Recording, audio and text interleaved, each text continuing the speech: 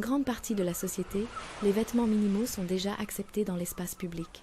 Nous le constatons chaque jour, en particulier près des plages, des lacs et des rivières.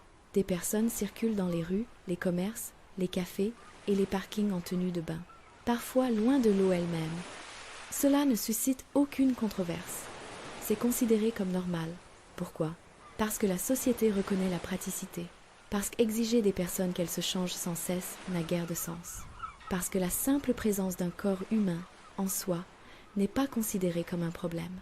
Pourtant, déplacer cette même personne de quelques mètres vers l'intérieur des terres, dans un centre-ville ou une rue urbaine, aucun de ces bénéfices ne dépend de la proximité de l'eau.